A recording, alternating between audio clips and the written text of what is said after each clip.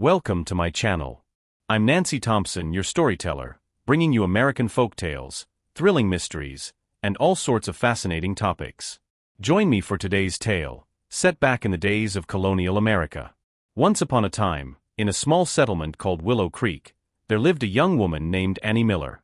Annie's parents had passed away when she was just a child, leaving her and her older brother, Charlie, to fend for themselves. The two siblings grew up relying on each other, scraping by in their modest cabin on the edge of town. As the years went by, Annie blossomed into a charming and graceful young lady. She caught the eye of a local boy named Dave Young, a kind-hearted and brave soul who'd grown up alongside her. Dave was the type of guy everyone trusted, honest, hard-working, and always ready to lend a hand. He and Annie had been inseparable since they were kids, spending their days exploring the woods and dreaming about the future. Eventually, their friendship turned into something deeper. Dave and Annie fell head over heels for each other. They didn't have much, just two young folks with big hearts and bigger dreams, but their love was enough. One crisp autumn day, they decided to tie the knot. They didn't fuss with fancy invitations or a big guest list. Instead, they gathered their neighbors for a simple ceremony under the old oak tree by the creek, followed by a lively barn dance that folks still talk about to this day. And so, Annie and Dave became husband and wife. They built a little life together, filled with love and mutual support. They worked side by side, tending crops, fixing fences, and helping out anyone in Willow Creek who needed it. The townsfolk adored them, always quick to praise the young couple's generosity and spirit. But, as the old saying goes, good times don't always last forever. One fateful day, Annie caught the eye of a no-good troublemaker named Roy Sanders. Roy was the town bully, a mean-spirited man who ran with a rough crew. His gang terrorized Willow Creek, stealing crops, swiping tools, and harassing folks just for kicks. Worst of all, Roy had a reputation for preying on young women, and once he saw Annie's beauty, he couldn't get her out of his twisted mind. Roy wasn't the type to take no for an answer. He started scheming, plotting ways to get Annie for himself. One afternoon, while Dave was out hunting in the hills beyond town, Roy saw his chance. He ambushed Dave near a steep ravine, shoving him over the edge with a cruel laugh. Dave tumbled down, out of sight, and Roy sauntered back to town, figuring he'd just cleared his path to Annie. Back in Willow Creek, word spread fast that Dave had gone missing. Annie was beside herself with worry. She searched high and low, combing the woods and calling his name until her voice gave out. Days passed with no sign of him. She found nothing but his old hunting bow and a few drops of blood near the ravine. Heartbroken, Annie trudged home, her hope fading with every step. That night, Annie was alone in their little cabin, stirring a pot of stew over the fire. She clung to a flicker of hope, picturing Dave walking through the door any minute, tired but safe.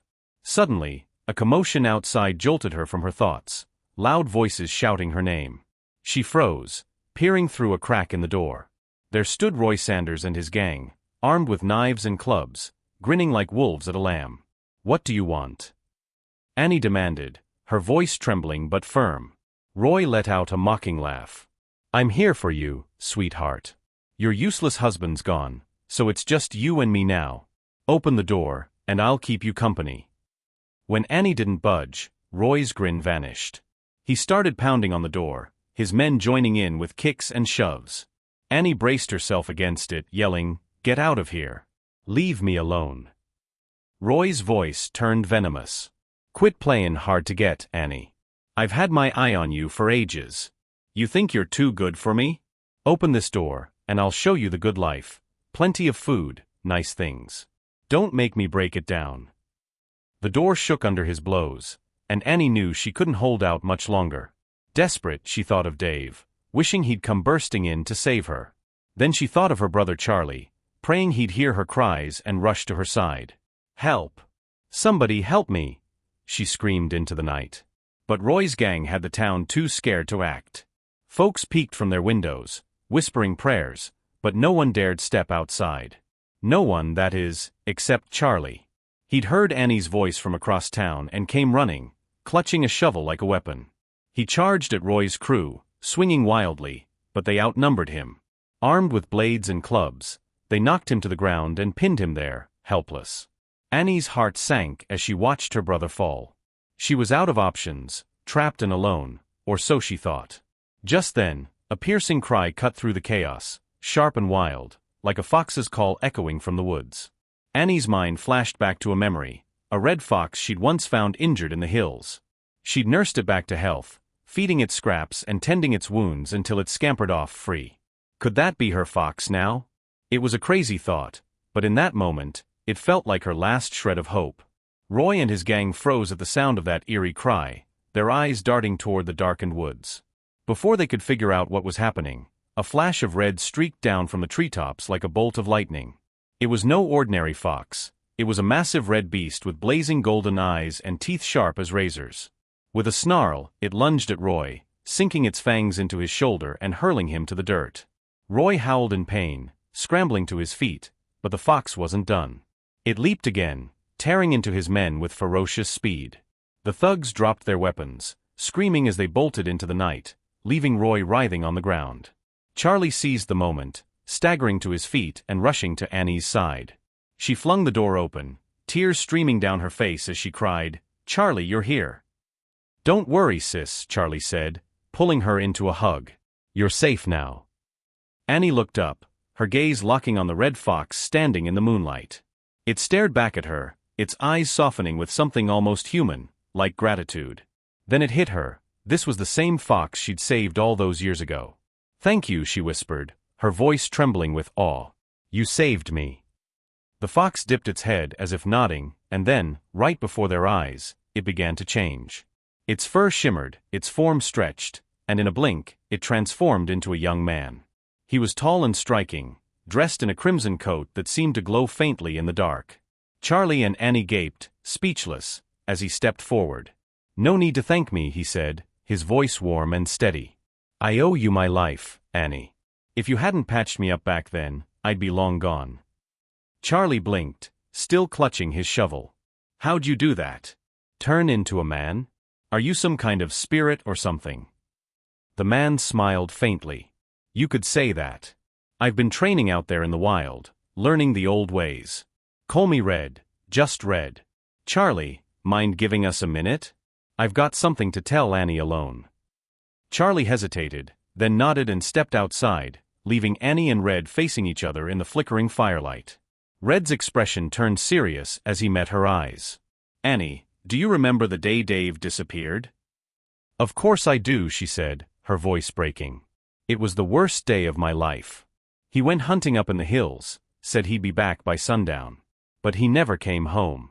I searched all night, found his bow, some blood, nothing else. I thought a bear got him. I cried for weeks." Red took a deep breath, his gaze steady. "Annie, Dave's not dead. He's alive. My folks saved him." Annie's head snapped up, her heart pounding. "What? Your folks? But you're a fox, or whatever you are. How?" "I'm a fox, sure," Red said with a small chuckle. "And so are my parents. We're not your average family. They've been out there in the hills, practicing their craft for years, magic, herbs, you name it. They live in a hidden hollow, surrounded by strange flowers and critters you won't find anywhere else. They don't mix with folks much, just focus on their ways. But they've got good hearts. When they saw Dave hurt, they couldn't leave him to die." Annie listened, hanging on every word. "So how'd they save him? What happened?" "That day Dave went hunting," Red explained. "Roy ambushed him and pushed him off that ravine. My parents were passing by below, gathering roots. They found him broken and bleeding, carried him back to their hollow, and patched him up with their potions. He's alive because of them." "Then why hasn't he come home?" Annie demanded, her voice rising. "If he's okay, why isn't he here with me?" Red sighed, his shoulders slumping. "He's with my folks still, in their hollow. His body's healed, but his mind, it's not the same. He took a bad hit, Annie. He doesn't remember who he is, or you. He's forgotten everything." Annie's knees buckled, her hand flying to her chest as if she'd been stabbed. "Forgotten me? How could he forget me? We've been together since we were kids." "It's not his fault," Red said gently. The fall scrambled his head. "My parents have been trying to fix it, spells, tonics, everything they know. But it's slow going. They've even given him a new name since he couldn't recall his own. They call him Mason, means moonlight in their tongue. They treat him like one of us, hoping he'll find his way back to himself someday. Tier spillet down Annis Cheks, her voice barely a whisper. Why didn't you tell me sooner? I've been mourning him, thinking he was gone. Do you know how much that hurt? Red looked away, guilt shadowing his face. I'm sorry, Annie. I wanted to, but I didn't know how you'd take it. I was afraid seeing him like that, alive but not knowing you, would break your heart worse. And there's something else. He paused, his jaw tightening. I held back for me, too. Annie stared at Red, her tear-streaked face hardening with confusion. What do you mean, for you? What's that got to do with anything? Red hesitated, then took a shaky breath, his eyes dropping to the floor. Because I like you, Annie. Ever since you saved me that day, you've been my lifeline. You're the reason I kept pushing, learning the old ways, hoping I'd be someone worthy of standing by your side. I thought maybe one day I'd come find you. But by then, you were already married to Dave. He looked up, his voice softening. I didn't want to get in the way. I just wanted you to be happy, so I stayed out of sight, watching over you from afar. Wen de flost his memory, ihr savez a chance. A selfish one, il admit. I thought maybe I could step in, be the one you'd turn to. That's why I didn't tell you right away. But seeing you like this, hurting, searching, breaking, I can't keep it to myself anymore. You deserve to know the truth. I want you and Dave to be together again. Annie's breath hitched, her mind spinning. Red, please, take me to him. I need to see Dave now. Red's face tightened, conflict flickering in his eyes. Annie, hold on. You need to hear the whole story. Dave's not the same man you knew. He doesn't remember anything. Not you, not Willow Creek, not your life together. He's happy where he is, living in the hollow with my folks. And there's more. He swallowed hard. He's fallen for someone else. What? Annie's voice cracked, her hands clenching into fists. Who? My sister, Red said quietly. Her name's Ruby. She's like me, a red fox with the old magic in her blood. She took a shine to Dave, or Mason, as they call him now. She's been by his side, teaching him the ways of the hollow, and he's grown to care for her too. They're engaged, Annie. My parents blessed it. They're set to get married soon. Annie staggered back, her world crumbling. No, that can't be true. Dave wouldn't forget me like that. He wouldn't love someone else. He's my husband. How could he agree to marry her? It's real, Annie, Red said, his tone heavy with regret. If you don't believe me, I can take you to see for yourself. Their wedding's coming up fast. If we leave now, you might still catch it. But I'm not lying to you. I've got no reason to. You're wrong, Annie snapped, her voice rising with desperation. Davis just lost, that's all. He's confused. You're telling me he's moved on, but I don't buy it. Why would you even say this if you cared about me?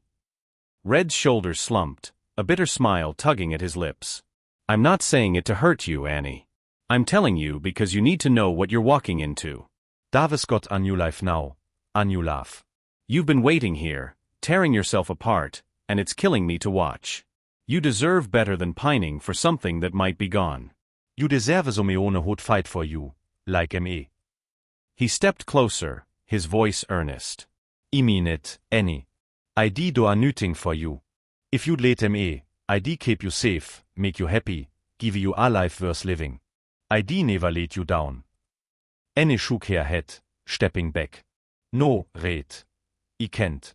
I won't betray Dave. He's my husband, the only one I'll ever love. I believe he still feels the same, deep down. He's just forgotten for now. I need to bring him back. She fixed Red with a steely gaze. Take me to him. Right now. Red's face fell, a flicker of sadness crossing his features. You're sure about this? You won't even give me a shot? You really want to see him, knowing what's waiting? Yes, Annie said, her voice unwavering. That's my quase. Please, Red, respectite. Red let out a long resigned sigh. Allrecht, Annie. I won't fight you on it. But listen, just so you know, you've still got me. No matter what happens, no matter where you are, I'll be there if you need me. If you ever change your mind, just call my name in your heart. I'll come running. He paused, his expression softening. I can't take you to Dave myself, not with Ruby involved. But I'll tell you where he is. He's in a cave up on the cliffs behind town, hidden deep in the hollow. That's where you'll find him. With that, Red turned, his form shimmering back into the red fox. He darted out the window and vanished into the night, leaving Annie standing there, her heart a tangle of hope, fear and determination. That night, Annie didn't sleep a wink. Her mind raced with Red's words, her heart aching with a mix of hope and dread. By the time the first light of dawn crept over Willow Creek, she'd made up her mind. She packed a small satchel with some dried meat and a canteen of water, then set off for the cliffs behind town, determined to find Dave. The journey wasn't easy. Annie climbed steep trails, pushed through thorny brush, and dodged loose rocks that threatened to send her tumbling. But she pressed on, fueled by love and grit. After hours of struggle, she finally spotted it, a narrow cave entrance tucked into the cliffside, just like Red had described. Taking a deep breath, she stepped inside. The cave opened into a hidden world, a hollow lit by strange glowing moss. The air smelled of wildflowers, and the ground was dotted with vibrant blossoms and darting critters, little birds and shimmering lizards unlike anything Annie had ever seen. There were even a few rough-hewn cabins, like someone had carved a secret village out of the rock. Annie's jaw dropped, but she didn't have time to gawk. Her eyes caught a familiar figure sitting at a stone table, Dave. He looked different, healthier maybe, with a calm she didn't recognize. Across from him sat a beautiful woman in a flowing white dress, a wildflower tucked into her hair. She held a book, reading softly to Dave, who smiled back at her with a warmth that stabbed Annie's heart. They looked so at ease, so happy together. Tears welled up as Annie stepped forward, her voice breaking. Dave. It's me. Dave and the woman looked up, startled. Dave's brow furrowed as he took in Annie's tear-streaked face. Who are you? He asked, his tone puzzled. How'd you get in here? The words hit Annie like a punch. You don't know me? I'm your wife, Dave. It's Annie. Dave shook his head, confusion clouding his eyes. Wife? Annie? I don't know what you're talking about. I don't have a wife. My name is Mason, not Dave. Annie sobbed, stepping closer. How can you say that? How can you forget me? We grew up together, played in the creek, swore we'd always be there for each other. Don't you remember our wedding? Our life? We were so happy. Dave just stared, unmoved. I don't know you. I've never been married. There's only one person I love. He nodded toward the woman beside him. This is Ruby, my fiancée. She's been good to me. Tiaches me things, keeps me company. We're getting married soon. Ruby smiled politely, though her eyes were wary. Hi there. I'm Ruby, Mason's fiancée. Who are you, exactly? How'd you find this place? And why are you claiming to be his wife? I'm not claiming anything. Annie snapped, her voice shaking with fury. I am his wife, his real wife. I'm not so stranger spinning tales. Dave and I built a life together, and I'm here to bring him home. Ruby's expression cooled. Mason doesn't remember any of that. He's happy here with me. We've got something special, a bond, a future. You should leave now, before you cause trouble. Please, Annie begged, her anger giving way to desperation. Just let me talk to him alone. I can bring his memory back, I know I can. He's still got me in his heart somewhere. Give me a chance to remind him who he is, who we are. I'll take him back to Willow Creek where he belongs. Ruby crossed her arms, her voice firm. No way. You're not getting him alone. You'll just confuse him, hurt him all over again. He's forgotten whatever life you think you had.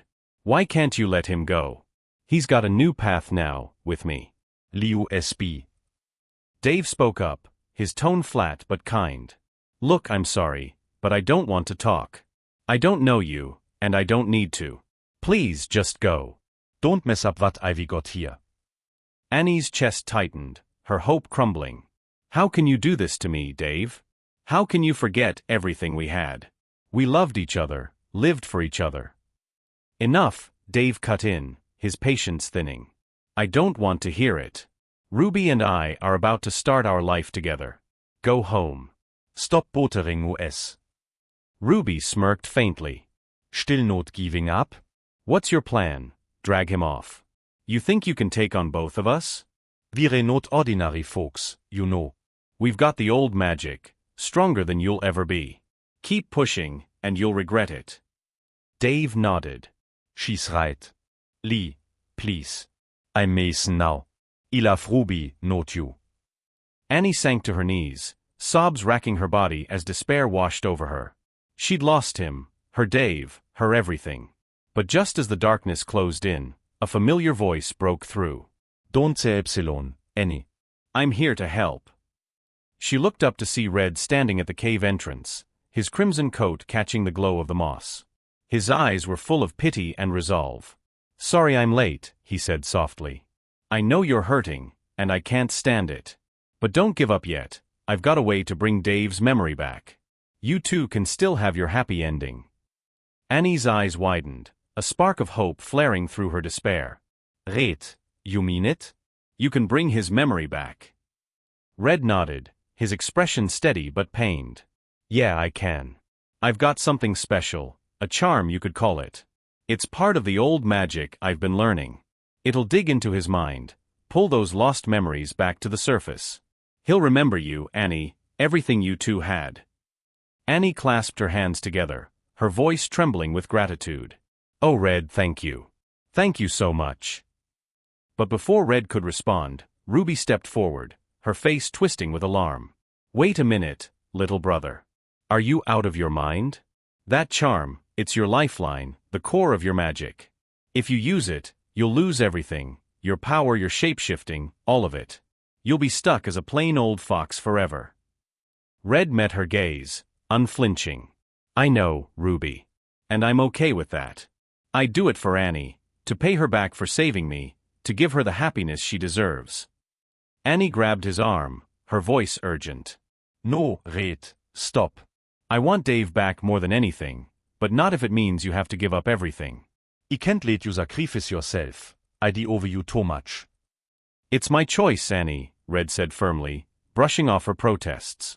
Don't try to talk me out of it. This is my gift to you, my way of saying thanks.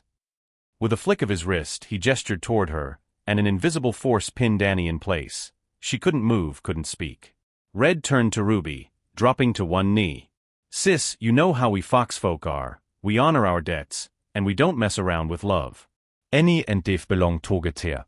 Sooner or later, he'll remember on his own, and if you really care about him, you don't want him torn up over a past he can't escape.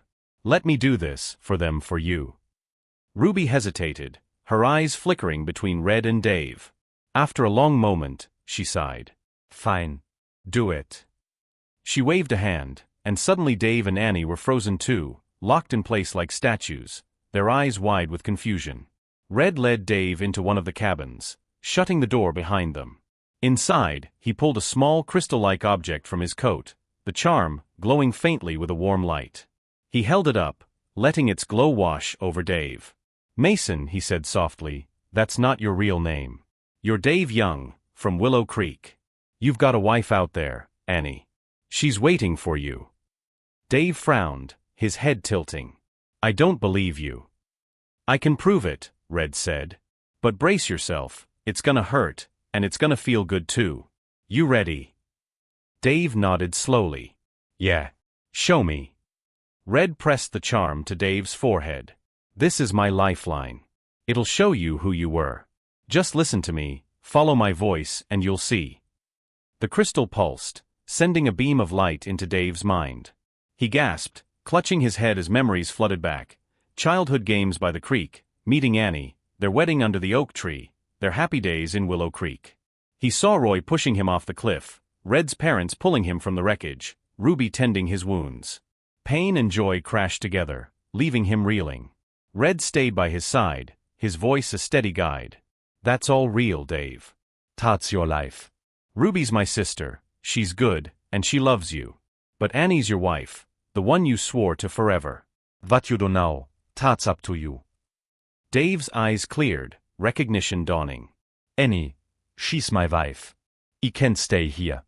Ivy gotta go back to here. Outside, Ruby overheard every word. Her heart broke, but she made her choice. When Dave stepped out, she was gone, vanished into the hollow to find her own path. Red followed, giving Annie a final nod before his form flickered. The charm's light faded, and he shrank back into a red fox, his magic spent. With a last look, he darted off into the shadows. Dave turned to Annie, his voice soft. "Honey, is that you? Am I dreaming?" Annie rushed into his arms, sobbing with relief. "It's a me, Dave. You're back." He stroked her hair, whispering, "Let's go home, honey." Hand in hand, they left the hollow. As they stepped outside, a rockslide sealed the cave behind them, cutting off the magical world forever. They knelt, bowing their thanks to Red and Ruby, then headed back to Willow Creek. Years later, Dave and Annie built a family. Kids, a home, and a quiet life with Charlie nearby. Red and Ruby never returned, but one night, they appeared in a dream, telling Dave and Annie they'd found peace in their own way. And so the tale ends, with love restored and debts repaid. That's the end of our first tale, folks. Stick around for the next one, a gritty little story from the heartland. It's called The Girl Who Begged for Her Mother's Life. Let's dive in. Once upon a time, in a dusty little town called Harmony Hollow, there lived a family who made their living selling tofu. It was just a mother and daughter duo, widowed Sarah Harper and her girl Lily. Lily's dad had passed away when she was just a kid, leaving Sarah to raise her alone. The two of them worked hard, churning out fresh tofu every morning and hawking it at the market to keep food on the table. Lily Harper was 19, and folks said she was the prettiest girl for miles around. With her bright eyes and warm smile, she turned heads wherever she went. Ever since she'd grown into a young woman, suitors had been knocking on their door, offering gifts and promises. But Sarah turned them all away, not because she didn't want Lily to settle down, but because she knew her daughter's heart wasn't ready to leave home just yet. Lily wanted to stay by her mom's side, and Sarah wasn't about to push her out the nest. One sunny afternoon, Lily was down by the riverbank, scrubbing laundry in the cool water. The cicadas buzzed in the trees, and the day felt peaceful, until a shadow fell over her. She glanced up to see Tommy Tate, the town's resident troublemaker, grinning down at her with a smirk that spelled trouble. "Need a hand with that washing, Lily?" Tommy drawled, leaning against a tree. "Tell you what, I'll scrub it all nice and clean, then drop it off at your place. How's that sound?" Lily straightened up, wiping her hands on her apron as she shot him a cold look. "I know what you're up to, Tommy Tate." "You can forget it, I'm not marrying you. Get that idea out of your head right now." Tommy chuckled, unfazed. "Come on, pretty lady. You and your mom rattling around in that house all alone, no man to look after you? That ain't right. Stick with me, and it'll treat you real good. Promise." He winked, stepping closer. Lily scooped up her clean laundry and stuffed it into her basket. "Isa it no, Tommy. Li me alone." She turned to head home, but Tommy sidestepped into her path, blocking her way. "Hold up, Lily," he said, his tone darkening. "Look around, no one's out here but us." "Where epsilon don't you just say yes and save yourself the hustle?" "I ain't asking twice." He reached for her arm, his grin turning mean. "Back off." Lily snapped, shoving past him. "Touch me, and I'll scream loud enough to wake the whole town." "Go ahead and holler," Tommy sneered. "Ain't nobody coming to save you. And if you keep playing hard to get, I'll make your life miserable. I'll tell everyone you've been sweet on me, see how you like that." He lunged forward, grabbing for her basket. Right as Tommy's hand closed around Lily's basket, a sharp voice cut through the air. "Tommy Tate, you let her go right now." It was Old Man Jenkins, the town elder, striding up with a scowl that could curdle milk. He grabbed Tommy by the collar and yanked him back, glaring down at him. "I've told you before, if you keep pulling stunts like this, don't expect me to go easy on you. I'll run you out of Harmony Hollow myself." Tommy stumbled, his bravado crumbling under Jenkins' stern gaze.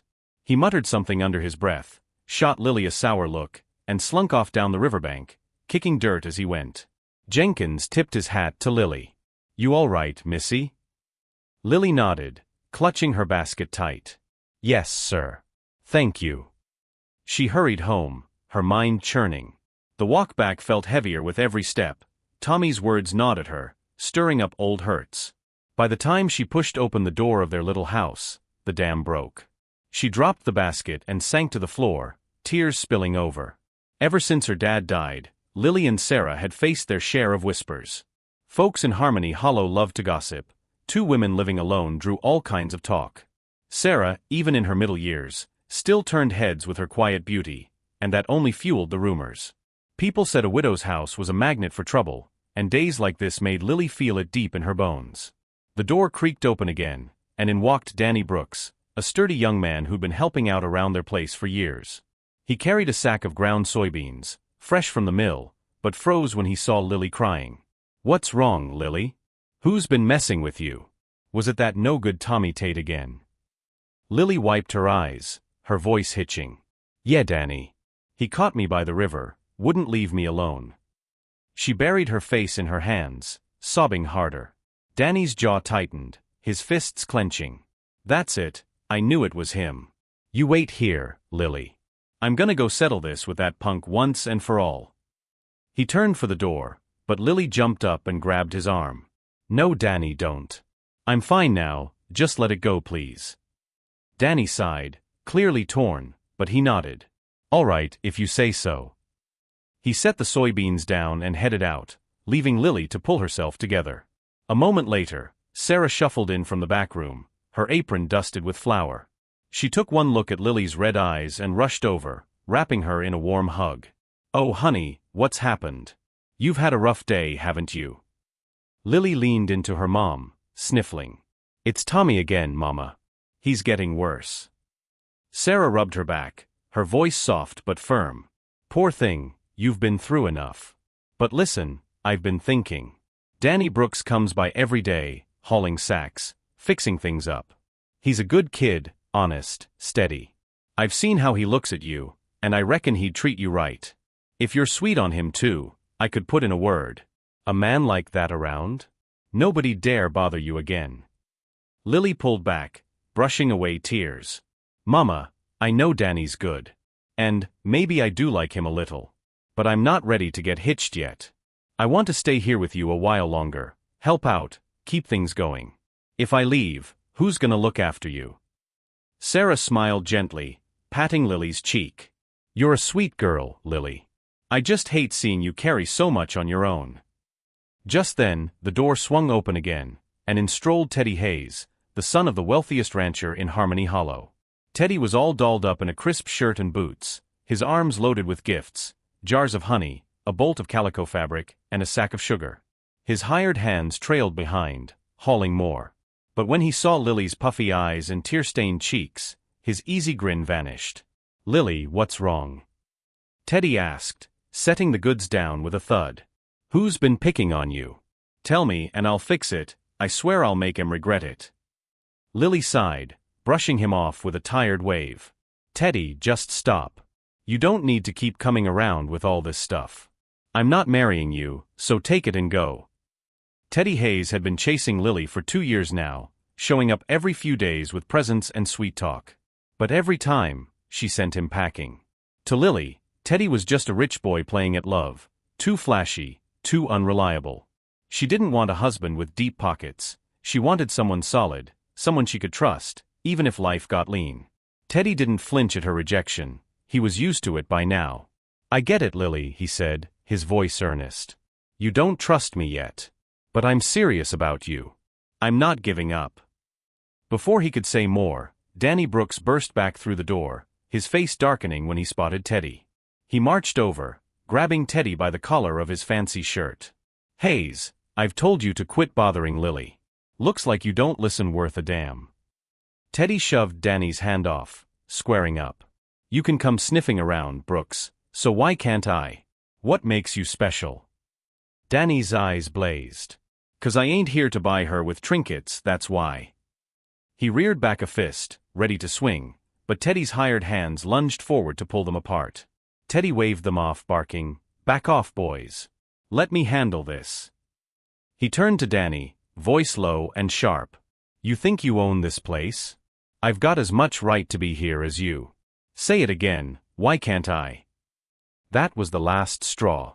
Danny's fist flew, catching Teddy square in the jaw. Teddy staggered but didn't go down.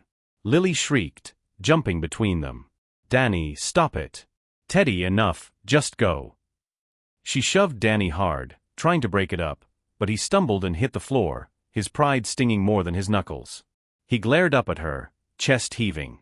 Lily, you're taking his side? Defending this rich punk after he's been hounding you? You pushed me down for him. It's not like that. Lily cried, her voice cracking. I just didn't want to fight, I wasn't thinking. Tears welled up again as she reached to help Danny up, but he swatted her hand away, scrambling to his feet. Teddy straightened his shirt, brushing off the dust. Brooks, I know you've got your little secrets, he said, his tone icy. But mark my words, I'm not done with Lily. You ever hurt her, and I'll come for you, even if it costs me everything. With that, he grabbed his hat and stormed out, his men trailing behind with the gifts still piled on the porch. Danny glared after him, then spun on Lily, his voice thick with frustration. Don't fall for his games, Lily. He's just trying to mess with us. He shot her one last hurt look before stomping off into the dusk, leaving her standing there, shaken and torn. That evening, Lily sat across from Sarah at their rickety kitchen table, picking at a plate of cornbread and beans. The air was thick with quiet, the kind that settles after a storm. Sarah watched her daughter, her brow creased with worry. Lily's fork barely moved, she was still reeling from the day's chaos. Sarah set her spoon down and sighed. Lily, I can see you're tore up inside. Look, I've been thinking, maybe it's time you settled things with Danny Brooks. This back and forth ain't doing anyone any good. He's a solid fella, and you two could make a go of it. What do you say? Lily stared at her plate, the fight flashing through her mind. Danny's hurt eyes, Teddy's stubborn grit. She'd always pushed marriage talk away, but tonight felt different. The weight of it all pressed down on her. She took a breath and murmured, All right, Mama. I'll leave it up to you. Sarah nodded, a flicker of relief in her tired smile. Good girl. We'll figure it out. A few days later, word spread through Harmony Hollow like wildfire. Lily Harper and Danny Brooks were set to tie the knot in a month. The news hit Teddy Hayes hard. He was hunched over his desk at the family store, tallying ledgers, when one of his ranch hands burst in, breathless. Boss, I just heard from Johnny Mac, Lily and Brooks are getting hitched next month. Teddy's pen froze mid-scratch. He dropped it, the ink smudging across the page, and leaned back in his chair with a heavy sigh. Lily, he muttered, you're throwing yourself into a ditch with that guy. He rubbed his temples, the fight by her porch replaying in his head.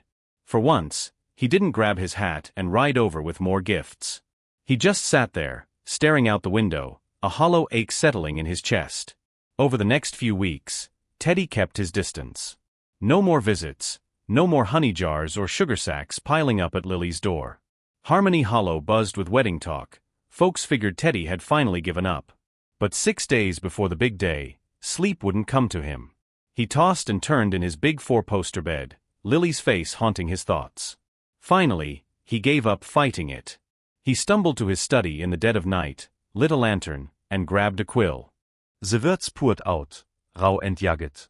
This life gave us no chance. The future stretches on without end. Von weht's another. My heart's gone cold as stone.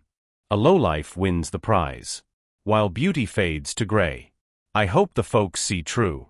The weight of it all sinks deep. Come morning, Teddy folded the note and sent a boy to slip it through Lily's door. She found it by the stoop, unfolded it, and read the messy scrawl. Her brow furrowed, Teddy's hurt bled through every line, but she didn't linger on it. She tucked it away and went inside, brushing it off as another plea she couldn't answer. Unbeknownst to her, Danny had seen the whole thing from across the yard. He'd been hauling water from the well, and the sight of that note in her hands lit a spark of unease he couldn't shake. The next morning, Teddy's unease hadn't settled. He paced his study, replaying Danny's glare from that fight, Lily's torn expression. Something gnawed at him, a hunch he couldn't ignore. By noon, one of his hands came rushing in with news that set his blood boiling. Danny had been spotted slinking off to Tommy Tate's shack the night before. Teddy's gut told him trouble was brewing, and Lily was in the crosshairs. He grabbed a fresh sheet of paper and scribbled a quick note, his hand shaking. Lily, Head to Tommy's place now, quietly. Trust me. He folded it tight, handed it to a trusted stable boy, and barked, "Get this to her fast, and don't let Brooks see you." The kid nodded and bolted. Lily found the note slipped under her door that afternoon. She hesitated, staring at Teddy's jagged handwriting. Part of her wanted to toss it, another dramatic plea, she figured. But then she remembered Danny's odd look when he'd seen the first letter, the flicker of panic in his eyes after their fight. Curiosity, and a twinge of doubt, won out. She slipped on her shawl and headed for Tommy's rundown shack on the edge of town. The place looked deserted when she got there, the front door ajar.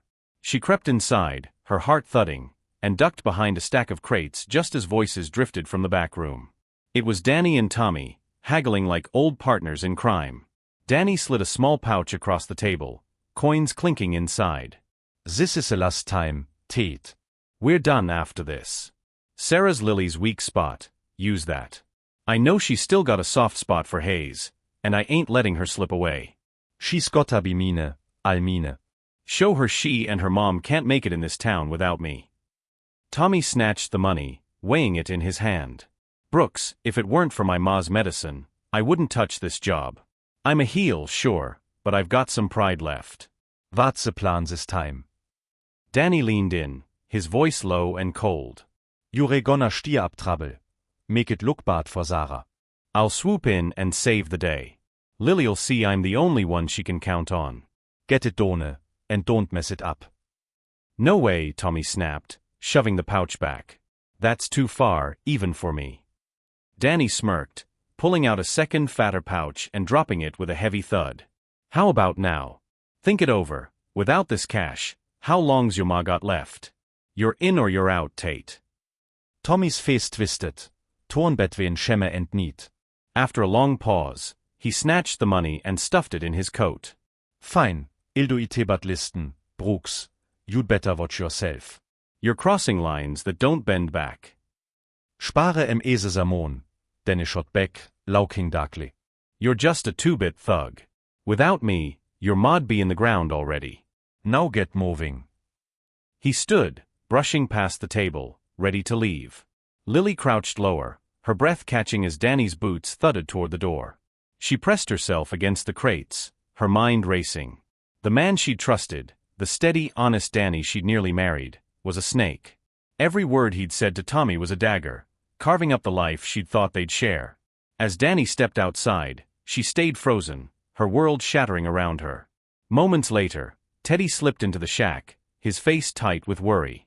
He spotted Lily huddled there, her eyes wide and glassy, and knelt beside her. "You heard it all, didn't you?" he said softly. "I'm sorry, Lily. I had to make sure you knew." She nodded numbly, barely registering his words. Teddy straightened, turning to Tommy, who still lingered by the table. "Tate, we're hashing this out now." Teddy squared his shoulders, glaring at Tommy across the dim shack. He slammed a heavy sack of coins onto the table, the clink echoing off the walls. "Tommy Tate, I know everything you and Brooks have been up to these past 2 years. I get where Epsilon you did it. You're ma sick, and you're desperate. I respect a man who'd fight for his family, so here's enough cash to take her somewhere new, start over. You'll never go hungry." "Now spill it. What did Brooks tell you to do this time?" Tommy's eyes darted to the sack, then back to Teddy. He swallowed hard, wrestling with himself, but the weight of that offer tipped the scales. "All recht. Here's." "Brooks wanted me to rough up Sarah, make a scene so he could play hero. Said it'd lock Lily down for good. That's the plan he just laid out. And before, well, he's been paying me to hassle Lily, keep her on edge, so she'd lean on him. I ain't proud of it." Lily slumped onto a rickety stool nearby, her legs giving out as Tommy's words sank in. Teddy shot her a pained glance before turning back to Tommy. "Thanks for coming clean. Take the money and get out of Harmony Hollow. Tu nicht." Tommy nodded, grabbed the sack, and slipped out the back, leaving the air thick with tension. The next day at noon, Lily stepped outside with a basket of laundry, her face pale but set. She'd barely made it to the yard when Tommy swaggered up to the house, banging on the door. Sarah answered, her eyes narrowing. "Lily ain't here, Tate. You're not welcome, get lost." Tommy smirked, pushing past her. Lillis skåne? Perfekt. Jure all alone ten, Sarah. Still a fine-looking woman for your age. No one around? Even better. He lunged, grabbing her arm. Sarah shoved him back, shouting, "Help! Somebody."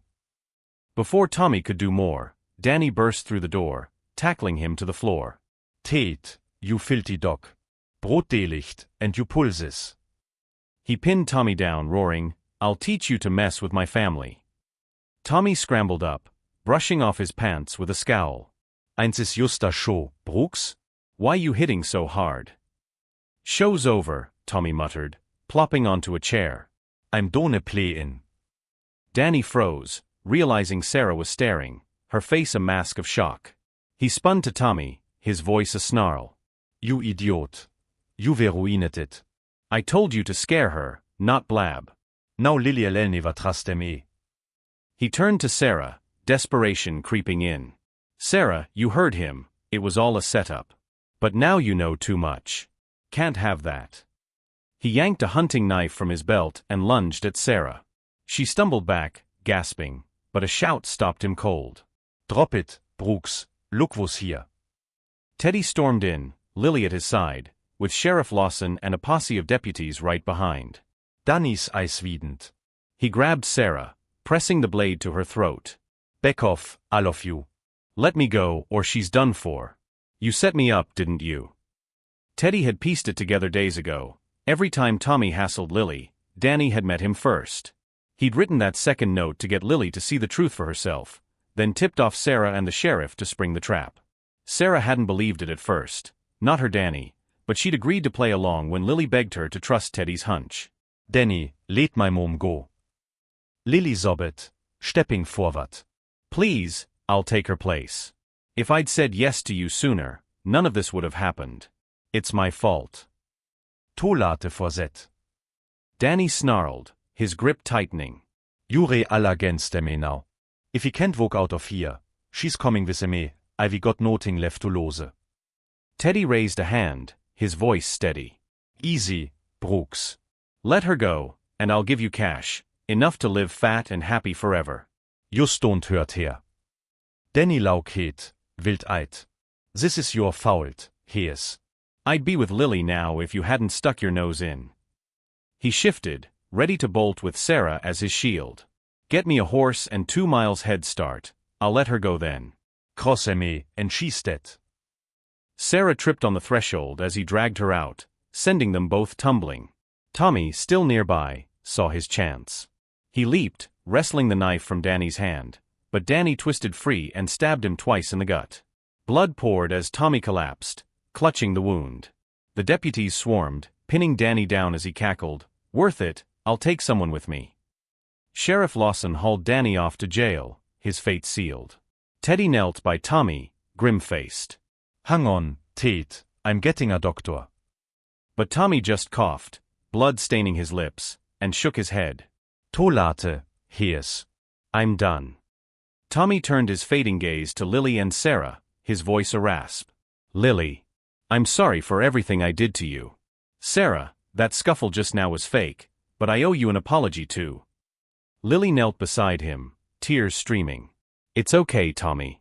I don't blame you, just hold on. Sarah's eyes softened, her own voice breaking. Son, you're forgiven. Your ma's waiting for you to take care of her, stay with us. She started to run for help, but Tommy shook his head weakly. No use, Sarah. I'm finished. Just, look after my ma for me. I hate leaving her alone. His words trailed off as a final gush of blood spilled from his mouth. With a shudder, he went still in Teddy's arms, his eyes staring blankly at the ceiling. When word reached Tommy's mother, Widow Tate, the grief nearly broke her. She'd been frail for years, and losing her only son sent her spiraling. Lily couldn't bear it. After talking it over with Sarah, they took Widow Tate into their home. Teddy called in the best doctor in the county, and with time and care, the old woman's health steadied. She found a new kind of family with the Harpers. That day changed Lily. She saw Teddy in a new light, his grit, his heart, the way he'd fought for her without expecting a thing. The walls she'd built against him, thinking he was just a spoiled rich kid, started to crumble. Slowly, she let him in, and he didn't waste a second proving he was worth it. 6 months later, Teddy and Lily stood under a willow tree by the riverbank, saying their vows in front of half of Harmony Hollow. Sarah's years were catching up, and Widow Tate had no one else, so Teddy and Lily brought both mothers to live with them on the Hayes Ranch. They turned that big sprawling house into a home filled with warmth. Teddy doted on Lily like she was the sun itself, carried her over every puddle, fretted if she so much as coughed. A year later, she gave him a son, little Theo Hayes, named to mean honest gift. They raised him to be a good man, straight as an arrow, kind to his core. Looking back, it's a tangled tale. Danny Brooks might have won Lily's heart if he hadn't stooped to dirty tricks, paying Tommy to terrorize her, faking heroics to trap her. If Lily hadn't judged Teddy so quick, pegging him as a no-good playboy, things might have played out softer. But greed and pride dug Danny's grave, and Tommy paid the ultimate price for his part. It's just a small story, folks, but it's got a big lesson. Live straight, don't scheme or shortcut your way through. You'll only end up hurting others and yourself. Love's a two-way road, not a one-man show. When you find the right one, hold on tight and treat him right. That's all for this tale. If you liked it, drop a note below, tell me what you think. Don't forget to subscribe and share with your friends. Thanks for listening, and I'll see you in the next one.